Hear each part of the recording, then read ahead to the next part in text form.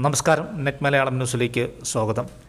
തിരുവനന്തപുരം വിമാനത്താവളത്തിൽ ബ്രിട്ടൻ്റെ F-35 എന്ന യുദ്ധവിമാനം അടിയന്തിരമായി ലാൻഡ് ചെയ്തു.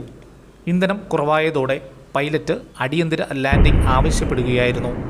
ഇന്നലെ രാത്രിയാണ് വിമാനം തിരുവനന്തപുരത്ത് ഇറങ്ങിയത്.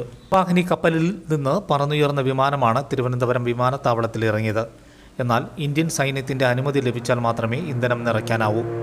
വ്യോമസേന, കരസേന അധികൃതർ സ്ഥലത്തെത്തി സ്ഥിതിഗതികൾ പരിശോധിച്ചതിന് ശേഷമേ ഇന്ധനം നിറയ്ക്കൂ.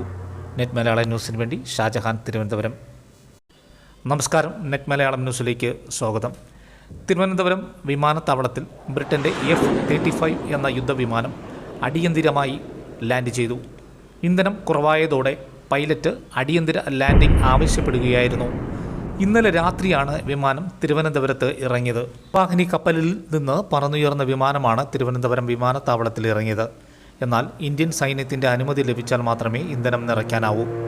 വ്യോമസേന, കരസേന അധികൃതർ സ്ഥലത്തെത്തി സ്ഥിതിഗതികൾ പരിശോധിച്ചതിന് ശേഷമേ ഇന്ധനം നിറയ്ക്കൂ.